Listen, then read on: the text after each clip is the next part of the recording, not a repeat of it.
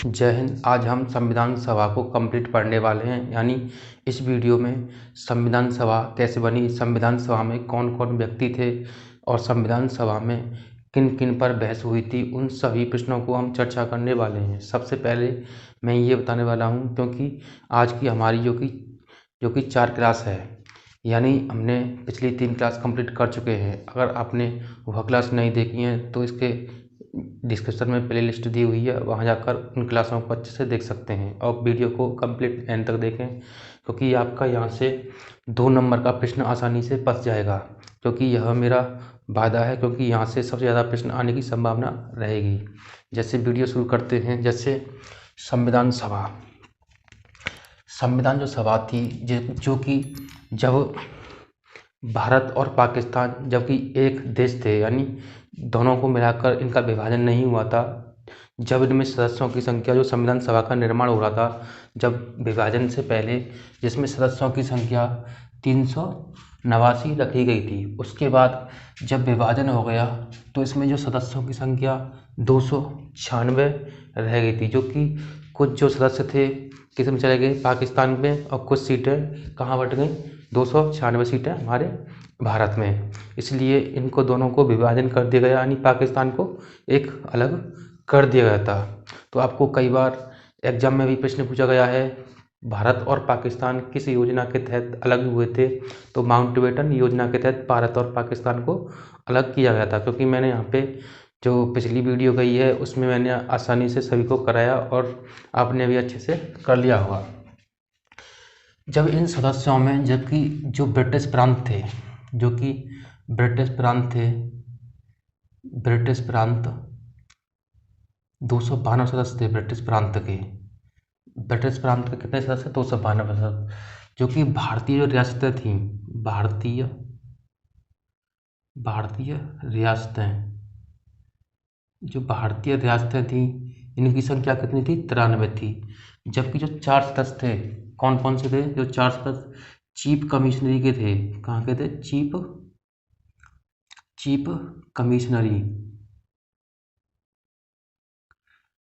कमिश्नरी के ये 4 सदस्य चीफ कमिश्नरी से नियुक्त किए गए थे। चीफ कमिश्नरी के कौन कौन से जो क्षेत्र से चीफ कमिश्नरी के अंतर्गत आते हैं, जो कि एक दिल्ली,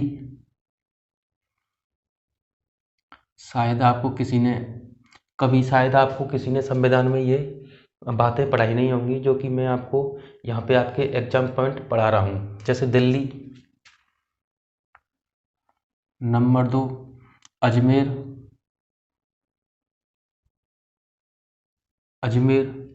नंबर 3 कुर्ग, जो कि कर्नाटक में पड़ता है। कुर्ग एक जिला है कर्नाटक में, जो कि वर्तमान में इसको भी इसमें चयन किया गया था। नंबर 4 है ब्रिटिश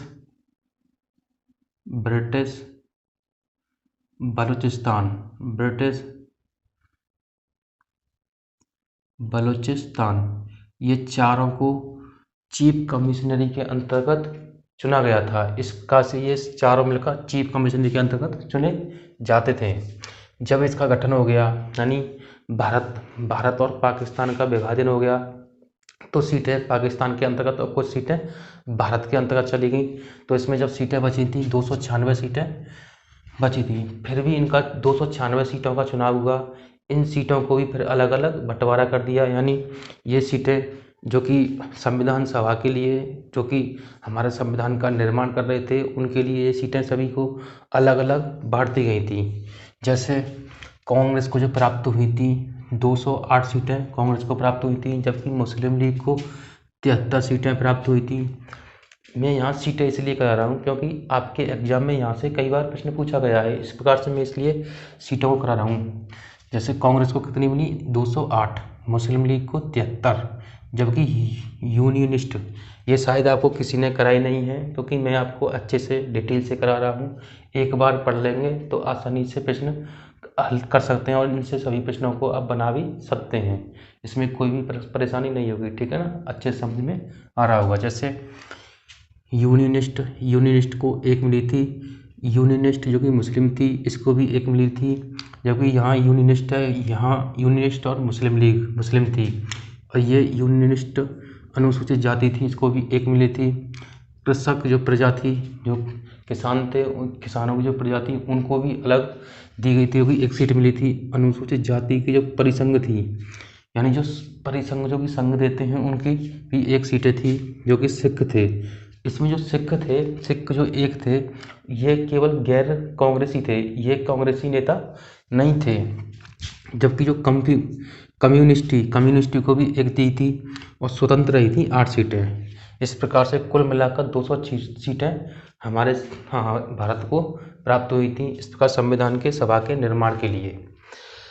संविधान की जो सभा हो रही थी उसके लिए भी एक 13 दिसंबर 1946 को जवाहरलाल नेहरू ने एक उद्देश्य प्रस्ताव प्रस्तुत किया।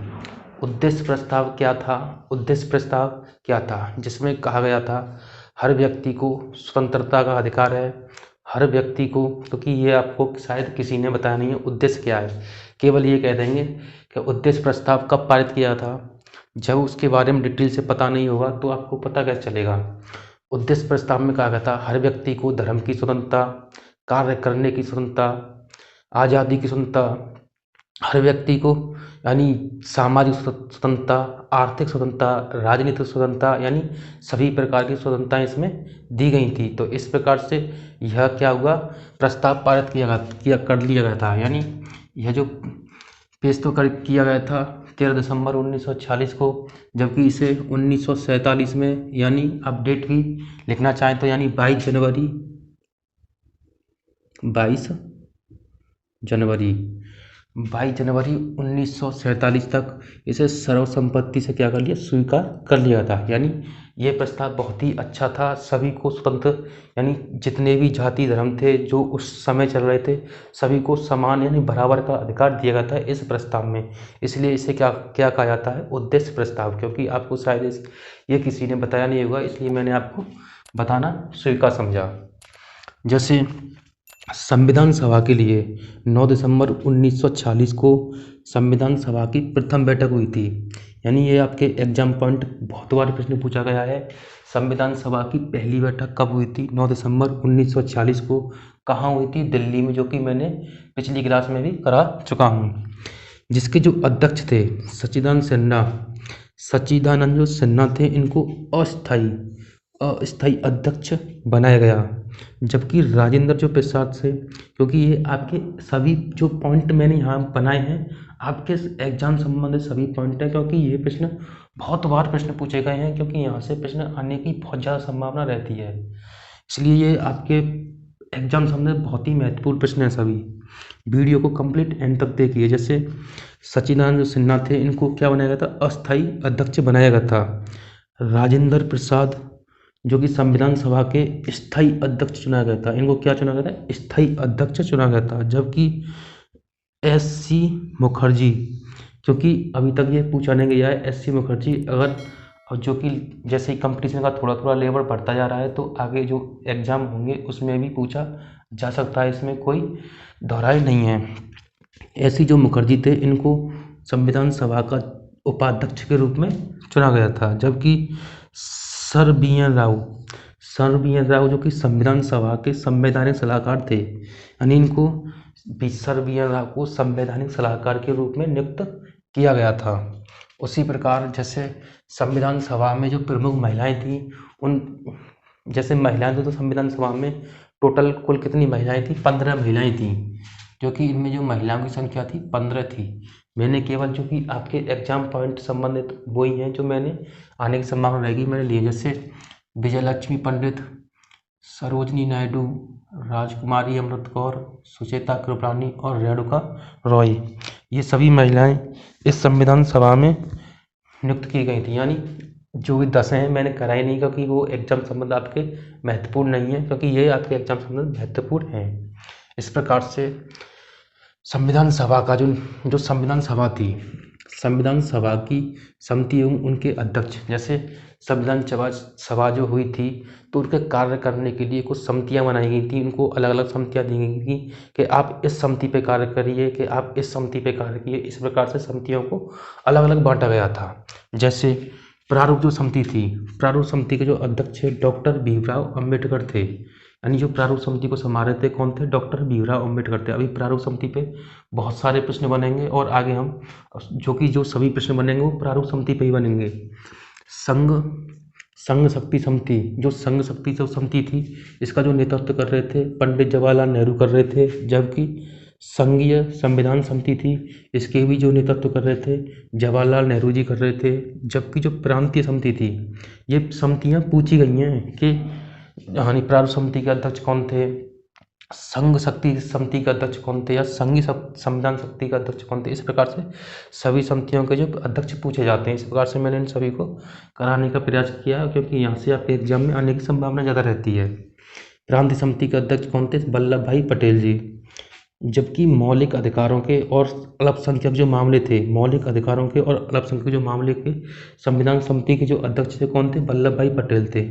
क्योंकि यह समिति थी 2 भागों में टूटी हुई थी, क्योंकि वहाँ से जो प्रश्न बना नहीं है, तो यहाँ से जो कि ज़्यादा है, जो कि वो वहाँ से प्रश्न कभी पूछा भी नहीं है, ना पूछे जाने की ना के बराबर संभावना रहेगी। तो इस प्रकार से ज़्यादातर जो प्रश्न बनाए इसी से बनाया है, वल्लभ भाई पटेल जी से। जो संचालन जो समिति थी, यानी कार्य करने वाली जो संचालन समिति थी, जिसके जो कि राजेंद्र प्रसाद को नियुक्त किया गया था। अब देखते हैं प्रारूप समिति। प्रारूप समिति से आपके प्रश्न बनने की संभावना रहेगी। जैसे संविधान के प्रारूप समिति को तैयार करने में 29 अगस्त 1947 को प्रारूप समिति का गठन किया गया था। ये भी आपकी डेट कभी बहुत बार पूछी गई है, यानी जो प्रारूप समिति थी उसका गठन कब किया गया था, 29 अगस्त 1947 ईस्वी को। इस प्रकार से जिस गठन जिसके जो अध्यक्ष बनाए गए थे डॉक्टर भीमराव अंबेडकर जी को इसके अध्यक्ष चुना गया था, क्योंकि ये संविधान सभा में इनके जो पूरी संविधान सभा थी, इनके जो पढ़ा लिखा व्यक्ति कोई नहीं था, यानी केवल सर बी एन राव, यानी इनको माना जा सकता है सर बी एन राव को, पर इनके बराबर काबिल और पढ़ा लिखा व्यक्ति कोई नहीं था। पूरी संविधान सभा में इनका इतना महत्वपूर्ण योगदान है। जबकि इनमें जो कि इस समिति में सदस्यों की संख्या थी 7 थी, यानी जो प्रारूप समिति थी इनमें जो कि संख्या थी 7 थी। जबकि डॉक्टर भीमराव अंबेडकर इस समिति के क्या थे, अध्यक्ष थे। डॉक्टर भीमराव इस समिति के क्या थे, अध्यक्ष थे। जबकि अन्य थे number 2 K M Munshi, number 3 DP. Khaitan थे, एक थे अल्लादी कृष्णस्वामी अय्यर, एक थे मोहम्मद सादुल्ला, गोपाल स्वामी अय्यर, बी.एम. मित्तल। क्योंकि ये समितियों को याद करना आपके लिए बहुत ही महत्वपूर्ण है, क्योंकि इन समितियों से अब प्रश्न बनने लगे हैं। क्योंकि यहाँ ऑप्शन दे देंगे कि प्रारूप समिति में कौन सदस्य नहीं था या कौन सदस्य था। तो इस प्रकार से आप इनको अच्छे से याद करना आपके लिए बहुत ही महत्वपूर्ण है, 2 से 3 बार। क्योंकि मैंने यहाँ पे ट्रिक कराई नहीं है, क्योंकि ट्रिक आपको धोखा दे सकती है, इसलिए मैं कोई भी ट्रिक से कराना नहीं चाहता हूँ, क्योंकि ट्रिक आपके लिए धोखेबाज है। कोई भी ट्रिक से करोगे तो धोखा है। अगर आप 2 से 3 बार अच्छे से पढ़ लोगे तो आसानी से कर पाएंगे। बाद में कुछ जो सदस्य थे उनको भी परिवर्तन कर दिया गया था इस समिति में। जैसे बाद में जो सदस्य थे प्रारूप समिति में, कुछ सदस्य जगह 2 सदस्य जो कि बी.एम. मित्तल के स्थान पर एन माधव राय को इनको चुना गया था। जबकि डी.पी. खेतान के स्थान पर टी.टी. कृष्णस्वामी को, जो कि टी.टी. कृष्णाचार्य से इनको नियुक्त किया गया था प्रारूप समिति में। क्योंकि इनका कुछ देहांत हो गया था शायद, ऐसा मैंने सुना था, मतलब पढ़ा है फिर भी। और मतलब इनके स्थान पर जब इनको चुना गया था, इनकी तबीयत खराब हो गई थी, कुछ इनमें से किसी की शायद इनका किसी का देहांत, मतलब तबीयत अचानक गड़बड़ होने के कारण तब इनका चयन किया गया था प्रारूप समिति में। और कुछ है जो कि अभी मैं कराऊंगा, इसके बाद जब तक इसको हम साफ करते हैं, इसके बाद जो कि अभी प्रारूप समिति के कुछ महत्वपूर्ण बिंदु हैं उनको भी हम जानेंगे जब तक हम इसे साफ करते हैं। जैसे प्रारूप जो समिति थी, प्रारूप समिति में 114 दिन चर्चा चली, यानी जो प्रारूप समिति थी उसमें 114 दिन चर्चा चली। जैसे 3 बार इसे वाचन किया गया। वाचन क्या होता है, जो प्रारूप समिति जब बनकर तैयार हो गई थी तो उसमें क्या हुआ, 114 दिन क्या हुआ, बातें चली, यानी उसमें क्या हुआ, जिसमें जो कुछ उसको पढ़ाया जा रहा था, यानी वाचन का अर्थ होता है पढ़ना, किसी को पढ़ना। तो यानी उसको जो प्रारूप समिति बनकर तैयार हो गई थी, जो प्रारूप जो संविधान का प्रारूप बनकर तैयार हो गया था, उसे 3 बार पढ़ा गया था। जब 3 बार पढ़ा गया था, उसी प्रकार उसमें जो चर्चाएं हुई थी यानी बातें हुई थी, 114 दिन उन पर बातें चली। यानी इसको 100 जो कि 3 बार इसे पढ़ा गया और 114 दिन में बातें चली। यानी पूछा जाता है आपके एग्जाम संबंध के संविधान में कितने दिन बहसें हुई, यानी 114 दिन। यानी जो वाचन हुआ था कितनी बार हुआ था, 3 बार, यानी 3 बार संविधान प्रारूप का वाचन हुआ था। उसी प्रकार 26 नवंबर 1949, पता ही होगा 26 नवंबर 1949 को जब ये बातें और जो चर्चाएं खत्म हो गई थी, जो कि वाचन कंप्लीट हो गए, तो तब इसे क्या हुआ, पास कर दिया गया। यानी 26 नवंबर 1949 को संविधान अपनाया गया, जिसे अंगीकृत भी किया गया और अपनाया भी गया।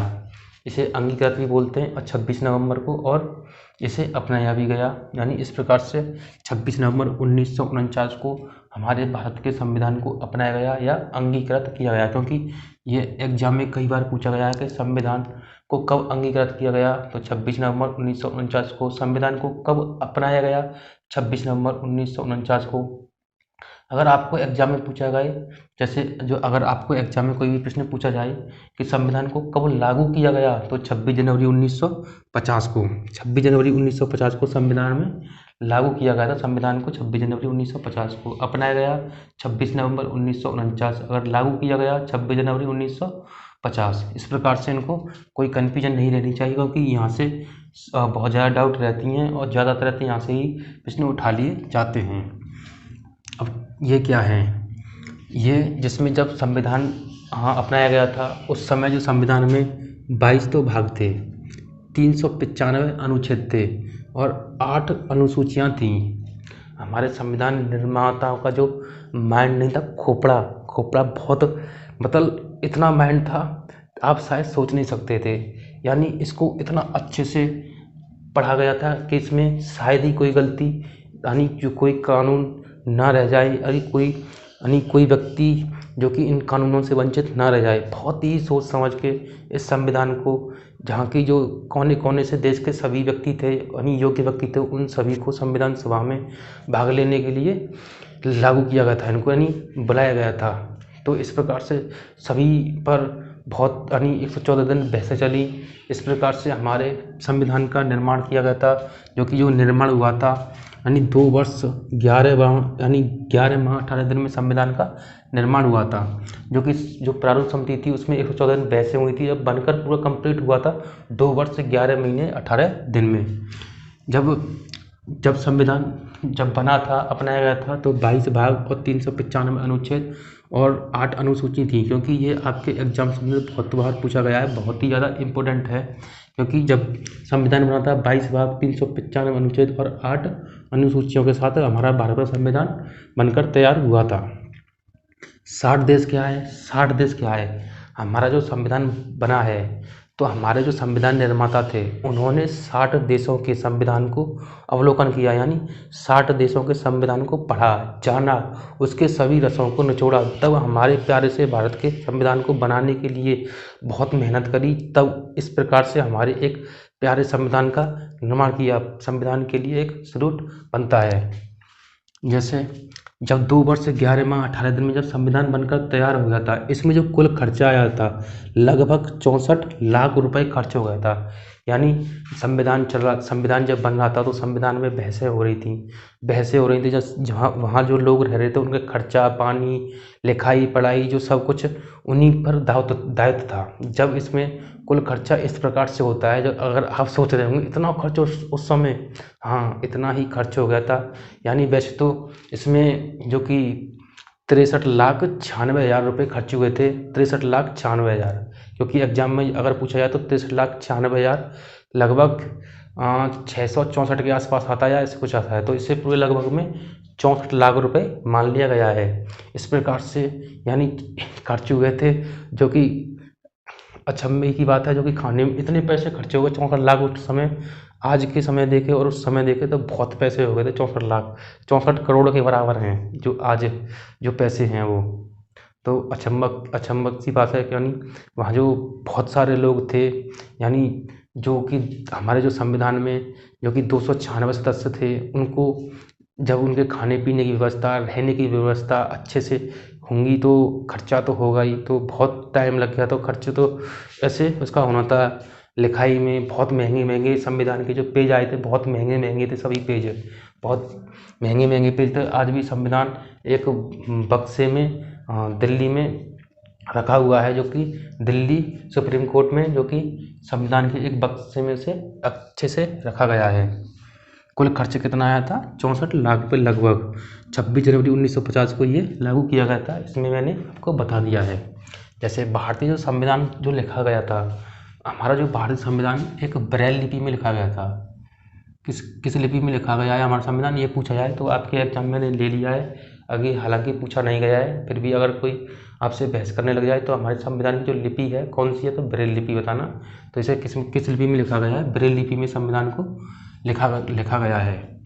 भारतीय जो संविधान के पिता किसे कहा जाता है? भारतीय जो संविधान के पिता आधुनिक मैन की संज्ञा जो कि डॉक्टर भीमराव अंबेडकर को कहा जाता है, क्योंकि इन्होंने ही सारे संविधान की देखरेख, इन्होंने ही अपने हाथों से पूरा संविधान, यानी इन्होंने जो ओरिजिनल कॉपी लिखी थी, इन्होंने ही लिखी थी। जब पूरा संविधान बनकर तैयार हो गया, संविधान नहीं सभी ने कॉपी टाइप की थी। इन्होंने अपनी बिगड़ती सेहत के कारण भी संविधान को पूरा कंप्लीट करके दिया, क्योंकि जब संविधान कंप्लीट हो गया तो उसको जो बिहारी रायजादा हैं, उन्होंने एक पेंटर थे बहुत अच्छे, उन्होंने उसमें पेंटिंग से अच्छे से जब बिना गलती के जब उन्होंने प्रारूप द्वारा से संविधान का लिखा गया था। इस प्रकार से उनको प्रेम बिहारी रायजादा को कहा जाता है कि संविधान उन्होंने लिखा था। नहीं, मैन जो संविधान लिखा था डॉक्टर भीमराव अंबेडकर ने लिखा था, क्योंकि जब इनकी सेहत भी बिगड़ गई थी तो इन्होंने संविधान में काम करना नहीं छोड़ा। तो बिगड़ते सेहत के कारण भी इन्होंने संविधान में लगे रहे अपने, जो कि अगर एक हाथ हार जाता तो दूसरे, यानी दोनों हाथों से उनको पेन चलाना अच्छे से आता था। दोनों हाथों से इन्होंने टाइपिंग की थी, यानी दोनों हाथों से ही वो लिखते थे।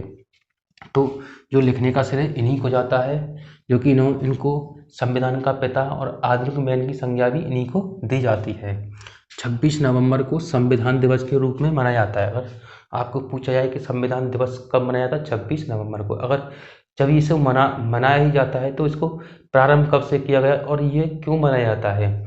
इसको जो प्रारंभ किया गया था 2015 से इसे प्रारंभ किया गया था। 26 नवंबर 1949 को संविधान दिवस को 26 नवंबर 1949 संविधान दिवस को कब प्रारंभ किया था? 2015 में, जब ये डॉक्टर भीमराव अंबेडकर थे, इनकी जो कि 125वीं जन्म जयंती थी, इनकी 125वीं जो जयंती थी, इनके जन्म दिवस के उपलक्ष्य में ही, यानी जन्म दिवस के रूप में ही इसके संविधान दिवस के रूप में मनाया गया। यानी इनके जो डॉक्टर भीमराव अंबेडकर थे, इनको जो कि संविधान निर्माता थे, तो इनके जो कि 125वीं जो जयंती थी 2015 में मनाई गई थी। तो जन्म दिवस के रूप में 26 नवंबर को ही संविधान दिवस के रूप में मनाया जाता है, इसलिए इनको ही श्रेय जाता है कि 26 नवंबर को संविधान दिवस के रूप में इनकी जयंती के उपलक्ष्य में मनाया जाता है। मुझे लगता है आपका कोई भी डाउट नहीं रहा हो। अगर आपका कोई भी डाउट रहा हो तो कमेंट बॉक्स में मुझे बता सकते हैं, मैं उसको आपको कमेंट बॉक्स में आपके उत्तर भेज दूंगा। और भी कोई भी परेशानी हो पढ़ने में तो मुझे बताएं। पढ़ने का तरीका कैसा लगा, इसी प्रकार मैं आपको अच्छे से पढ़ाने का प्रयास करूंगा, बहुत ही अच्छे से, क्योंकि आपके जो छोटे छोटे पॉइंट हैं वो छूट जाते हैं और एग्ज़ाम में आपको करने में डाउट रहती है, उनको भी मैं कराऊंगा। क्योंकि आप कहीं से भी, जहां यूट्यूब पे इतना मटेरियल पड़ा है, यानी संविधान की, यानी हर सब्जेक्ट की क्लास अच्छे से मिल जाएंगी, लेकिन आपको जो पॉइंट टू पॉइंट हैं आपके एग्जाम संबंध कोई टीचर नहीं करा पाता है, क्योंकि आपको निःशुल्क तो कोई नहीं करा पाता है, आपसे पे करते हैं। क्योंकि यह चैनल मैंने आपके लिए ही बिल्कुल निःशुल्क बनाया है और इस पर कोई पे, चाहे जो चैनल चलेगा जो शुरू से एंड तक चलेगा, इस पर कोई पे नहीं होगा, ये बिल्कुल निःशुल्क चैनल होगा, चाहे इसके लिए कुछ भी हो जाए। तो ये चैनल बिल्कुल निःशुल्क चलेगा और जो आपकी सभी जो बेसिक हैं उन सभी को इस पर चैनल पर कराया जाएगा और बिल्कुल ही आपको कन्फ्यूजन नहीं रहेगी। और जो आपके एग्जाम में प्रश्न आएंगे और आप इस पढ़ने के बाद अच्छे से सभी प्रश्नों को बना सकते हैं। वीडियो अच्छी लगे तो वीडियो को ज़रूर लाइक करें। आपका सपोर्ट ही हमारे लिए बहुत महत्वपूर्ण है। चैनल को ज़रूर सब्सक्राइब करें और अपने दोस्तों के भी साथ शेयर करें और उनको बोलें कि ये सर अच्छा पढ़ाते हैं, तो उनको वो भी अपने चैनल पर जुड़े रहें और चैनल को भी अच्छे से सब्सक्राइब करके रखें और बेल आइकन को भी ऑन करके रखें, जिससे हमारी वीडियो का जो नोटिफिकेशन होगा तो सबसे पहले आपके पास पहुंच जाएगा। वीडियो अच्छी लगे तो लाइक करना भी ना भूलें। जय हिंद, जय भारत।